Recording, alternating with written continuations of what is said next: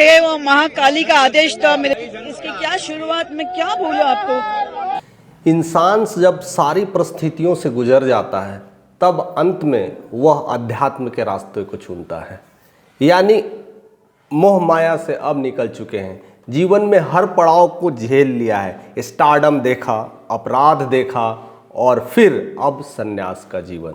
जी हाँ दोस्तों, मैं बताने वाला हूँ आज ममता कुलकर्णी के बारे में। ममता कुलकर्णी अपने कहते ना अपने यंग टाइम में एक स्टारडम के रोल में थी। कई सारे फिल्मों में काम करती थी। अगर आपको नहीं पता होगा तो आप करण अर्जुन जरूर देखिएगा। करण अर्जुन मूवी अपने आप में ज़बरदस्त मूवी रही, हिट रहती है, सुपर हिट मूवी हुई थी। उसके हीरो सलमान खान और शाहरुख खान थे। उसके बाद क्रांतिवीर आई थी, नाना पाटेकर के साथ भी काम किया। उसके बाद सबसे बड़ा खिलाड़ी अक्षय कुमार के साथ काम किया और उसके बाद फिर आमिर खान के साथ ऐसे कई मूवियों में काम की है ममता कुलकर्णी। अपने टाइम की एक बहुत फेमस एक्ट्रेस में से एक है। लेकिन अब उनकी लाइफ ऐसी हो गई है कि अब वह अपना ही पिंडदान करके आई है, यानी महाकुंभ में पहले स्नान ध्यान की और उसके बाद अपना पिंडदान किया। पिंडदान लोग करते कब हैं? अपने जीवन में अपना पिंडदान बहुत कम लोग को देखा जाता है। वैसे ही लोग करते हैं जिनको जीवन से, अपने माया से बाहर निकलना है, यानी अपने आप को मुक्त कर देना चाहते हैं, वही लोग अपना पिंडदान करते हैं। अक्सर देखा गया है कि अपने माँ बाप का पिंडदान जरूर करते देखा गया है जो इस दुनिया में नहीं रहे। लेकिन इस दुनिया में रहने के बावजूद जो अपना पिंडदान करते हैं, यानी इस दुनिया से मुक्ति चाहते हैं, वही लोग सन्यास बनते हैं। तो क्या सांसारिक जीवन का त्याग कर करके ममता कुलकर्णी अब पूरी तरह से सन्यासिनी जीवन व्यतीत करेगी? और जिस तरह से उन्होंने किन्नरे अखाड़ा को चुना है और वहाँ पर अभिषेक किया है और खुद को अपने परिवार के साथ संगम में जितना भी है उन्हें अपना पिंडदान किया, जो भी परिवार और भी जो थे जिनके साथ वाले रहने सबका पिंडदान किया और साथ साथ खुद का भी पिंडदान किया और उसके बाद महामंडल स्वीकार किया, यानी महामंडलेश्वर बनने की पूरी अपनी जो भूमिका होती है उस पूरी भूमिका को निभाया और उन्हें महामंडलेश्वर की उपाधि दी गई। वह काफ़ी इंस्टा पे रहती है और वहाँ पर हर चीज़ें तस्वीरें भी शेयर करती है और बहुत ज़्यादा सोशल एक्टिविटी दिखाया गया। तो वो सारी फुटेज इंस्टा पे भी आपको मिल जाएगा, वो सारी वीडियोस भी मिल जाएगी और कई सारे ऐसे चैनल पे अब उनकी वीडियोस काफ़ी वायरल हो रही है कि कैसे एक एक्ट्रेस सन्यासिनी बन रही है अपने जीवन काल में। यानी किसी को यकीन नहीं हो सकता है दोस्त कि ऐसा कैसे हो सकता है। एक एक्ट्रेस जो फेमस, सब कुछ ठीक चल रहा था, तो अचानक से उस लाइफ से इस लाइफ में कैसे? दुनिया में किसी चीज़ की कमी नहीं है। आइए उसने समझने की कोशिश करते हैं, क्या उसके घर में भी लोग हैं कि नहीं, या उनके फैमिली में भी कोई लोग हैं कि नहीं, या उनके चाहने वाले भी हैं कि नहीं। ऐसे तो फैन फॉलोइंग्स की बात करें तो पूरी उनकी फ़ैन फॉलोइंग्स भारत में भरी है। इसके अलावा भी बाकी दुनिया में भी लोग उनके फॉलो करते हैं, यानी इंस्टा पे ज़्यादा हिट रहती है। फिल्म में बहुत समय तक काम किया, उसके बाद 2013 में उन्होंने शादी की और जिससे शादी की वो विक्की गोस्वामी के नाम से आना था। वो ऑलरेडी ड्रग माफिया था, यानी अपराध की दुनिया में उनका बहुत बड़ा एक सिक्का चलता था। लेकिन जब शादी की थी तो उन्हें पता नहीं था कि ये कैसा है। तो फिर कहीं ना कहीं अगर देखा जाए तो ममता कुलकर्णी का भी लिंक अपराध की दुनिया में आ गया था।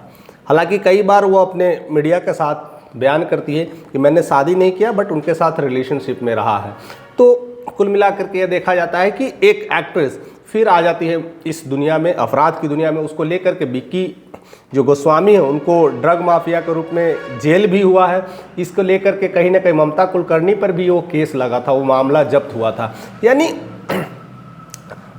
किसी तरह से वहाँ से निकली और फिल्म को कहते हैं ना, एक तरह से फिल्म इंडस्ट्रीज को टाटा बाय बाय तो कर ही दी थी। यानी करीब करीब 2003 के आसपास में ही उन्होंने फिल्म इंडस्ट्री से टाटा बाय बाय कर दी और वह इंडिया छोड़ करके दुबई में रहने लगी। और वहाँ से जब ममता कुलकर्णी खुद ये बातें कहती है कि मैं 23 साल से, इतने साल से आने वाली, लेकिन इस 23 सालों के दौरान जैसा उन्होंने बताया है कि मैं इधर अध्यात्म की तरफ कैसे आई, उसका सबसे बड़ा कारण है कि 23 सालों में मैं प्रतिदिन, कहती हैं कि अध्यात्म के क्षेत्र में अपना हर दिन भूमिका निभाई। मैं हर दिन ध्यान में जाती थी, ध्यान करती थी और अपनी बाकी की दिनचर्या जो भी चीज़ें ऐसा हुआ करता था उसमें भी करती थी। लेकिन कई बार ऐसा हुआ है, कहती है माँ काली की कृपा कह सकते हैं या महामंडेश्वर की कृपा कह सकते हैं, ज़्यादातर तो महाकाल की, कहती है कि महाकाल की हमारी शक्ति आती है, उनकी शक्ति से हम बिल्कुल शुद्ध व शुद्ध अपना खो देते हैं। यानी जब वो ध्यान करती थी तो उन्हें पता नहीं लगता था कि 4 से 5 घंटे कब निकल गए। लेकिन एक समय ऐसा आया जब वो ध्यान में थी तो उन्हें कुछ पता ही नहीं था। अचानक से 6-7 घंटे के बाद उनके बॉडी में एकदम से कंपन सी होने लगी, पूरी वाइब्रेशंस होने लगी। लग रहा था कि यहाँ जो एरिया है, सर का एरिया, लग रहा था बिजली कौंध रही है, जैसे उबल रहा है, एकदम अलग से जागृति आ गई थी। यानी पूरी तरह से ऊर्जा पूरे शरीर में डेवलप हो गई थी। ऐसा कहा जाता है कि उनकी कुंडलियाँ जागृत हो गई थी। कुंडलियाँ जब जागृत हो जाती है तो पूरी तरह से पूरी बॉडी एक एनर्जी का एक स्वरूप ले लेता है। This is called deepest level of meditations.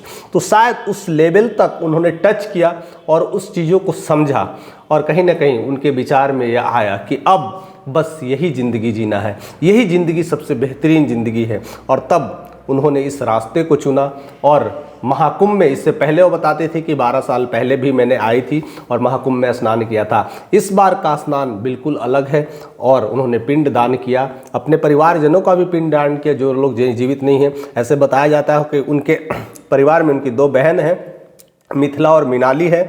उनके माँ ऑलरेडी धार्मिक विचारों से रही है, सनातन चीज़ों को मानती है, अध्यात्म को मानती है। कहीं ना कहीं उनका भी एक इन्फ्लुएंस रहा है, माँ का एक इन्फ्लुएंस रहा है और शायद उनका कहीं ना कहीं एक अंश भी रहा होगा। उनके पिता मुकुंद कुलकर्णी हैं, जो ज़्यादा कुछ है नहीं, एक मध्यम परिवार से ही आते हैं। लेकिन कहीं ना कहीं माँ का इनका सपना था। माँ चाहती थी कि हमारे फैमिली में भी ऐसा कोई फिल्म में कोई ऐसा लाइफ में कुछ करे, स्टारडम कमाए, नाम कमाए। क्योंकि उनकी माँ को वह मौका मिला था जब रामायण की शूटिंग हो रही थी। उस समय उनके जो कहते हैं ना कर्णधार रामानंद सागर, जो रामायण जो देखे होंगे पुराने वाले टीवी पर तो याद होगा, रामानंद सागर की प्रस्तुति करके आती थी। तो उसमें एक लीडिंग एक्ट्रेस के रूप में उनकी माँ को रोल मिला था, बट किसी न किसी फैमिली प्रेशर की वजह से वो रोल नहीं कर पाई और घर वाले की वजह से उन्हें शादी करना पड़ा। और फिर जैसे बाकी मिडिल क्लास की स्थितियाँ होती है, लेकिन मन में वो ख्वाहिश था कि हम नहीं कर पाए तो बच्चे जरूर कर पाए। और कहीं ना कहीं वो ममता कुलकर्णी में वो सारी चीज़ें आई और वह स्टारडम की दुनिया में आई। ये सब सारे चीज़ें चला, यानी स्टारडम, सब कुछ आया, अपराध, उसके बाद अध्यात्म। तो अब कई सारे प्रश्न चिन्ह उठ जाते हैं कि सन्यासिनी को या सन्यासी जो बनते हैं, जो ग्रहण करते हैं, वह सिंपल और साधारण लोग तो होते नहीं हैं। यानी उनको वेदों का नॉलेज होना चाहिए, पुराणों का नॉलेज होना चाहिए, हर चीज़ का ज्ञान होना चाहिए और कहीं ना कहीं उस अध्यात्म को फीलिंग किया हुआ होना चाहिए, उस लेवल की बात होनी चाहिए, उस चीज़ों का एक पूरा निचोड़ उनके अंदर होना चाहिए।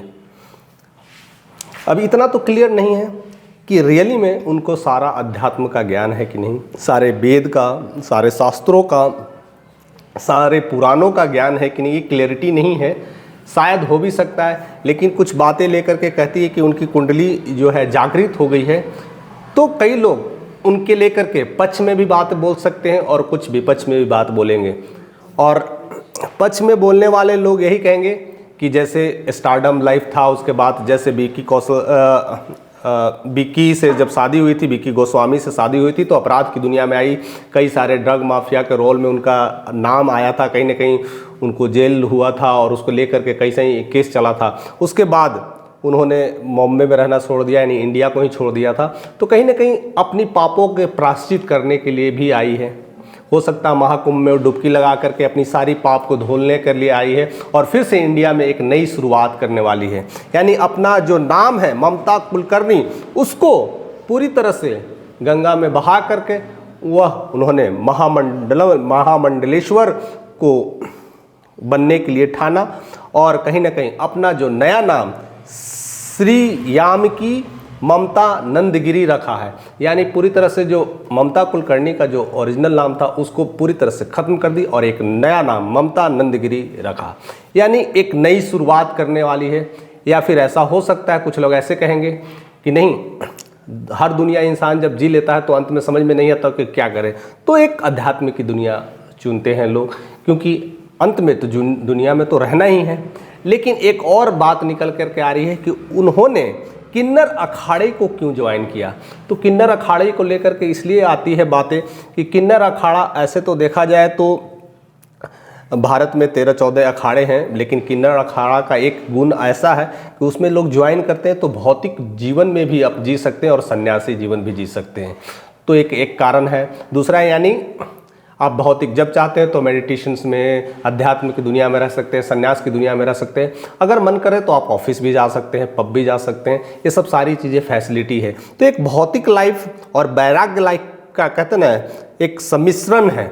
यानी इसीलिए किन्नर जो अखाड़ा है कई लोग इसको चुनते हैं, यानी वैराग, पूरी तरह से वैराग्य नहीं है। तो एक ये भी कारण हो सकता है। अब क्या कारण है, बहुत सारी चीज़ें हैं कि पूरी तरह से सन्यासिनी क्यों नहीं बनी, किन्नर अखाड़े में ही क्यों गई, ऐसे कई सारे तमाम क्वेश्चंस उठ रहे हैं। और पूरी उनकी जो स्टोरी है सोशल मीडिया पर काफ़ी रिवील हो रही है, काफ़ी वायरल चल रहा है। और महाकुंभ से उनकी इस तरह से जो पिंडदान अपने आप को किया है ये एकदम से पूरी वायरल हो चुकी है। क्योंकि जिस स्टारडम के लिए लोग दिन रात मेहनत करते, दिन रात एक कर देते हैं, एक दूसरे को नीचा गिराते हैं, एक दूसरे को तकलीफ पहुंचा करके एक दूसरे को गिरा करके आगे बढ़ते हैं, उसके लिए क्या क्या नहीं करना पड़ता है। और ममता कुलकर्णी उस सब सारी सीढ़ियों को पार कर करके आगे निकल चुकी है। अब उन्होंने इस अध्यात्म जीवन को चुना है। तो आप लोग उनके बारे में किस तरह के राय रखते हैं, क्या सोचते हैं कि यह प्रायश्चित है, या फिर जैसे कहा जाता है कि फिल्मों में अक्सर एक्ट्रेस हमेशा अपने स्टारडम के लिए ये सब सारी चीज़ें करती है, अपना एक नया रिवील करना चाहती है, एक नया फिर से नई जागृति लाने के लिए ऐसा कर सकती है। ऐसे बहुत सारे क्वेश्चंस उठेंगे। आपके मन में कौन सी विचारें कौन रही है, किस तरह का यह महामंडलेश्वर का जो फैसला है, जिस तरह से उन्हें महामंडलेश्वर को चुना है बनने के लिए, उनके पीछे की क्या कहानी हो सकती है। क्या जो कितने सालों से उन्होंने इंडिया में कदम नहीं रखा था, अब वो इंडिया में कदम रख रही है, तो क्या कारण हो सकता है, क्या ऐसे मिजाज हो सकती है, क्या सही में उन्होंने इस चीज़ों को फील किया है और यही जीवन अब जीना चाहती है। क्योंकि वो हर बार ये चीज़ें कह दी है कि मैंने जितनी भी कमाई है सब कुछ इस किन्नर अखाड़े में दे दिया है, और लाइफ में जितने भी कमाऊंगी, जिस तरह से भी कमाऊंगी, वो सब किन्नर अखाड़ों के लिए कमाऊंगी, यानी सब कुछ त्याग दिया है। तो फिर क्या हो सकता है। तमाम खबरें इस विचार को लेकर के आ रही है। कोई फैमिली को लेकर सर्च कर रहा है, कोई हस्बैंड को लेकर सर्च कर रहा है, but this is the overall story जो मैंने आपको समझाया है। आप इनके बारे में जिस तरह की राय रखते हैं हमारे साथ आप शेयर करते रहें। हमारे चैनल पे ऐसे बने रहें। अगर नए हैं तो सब्सक्राइब जरूर करें।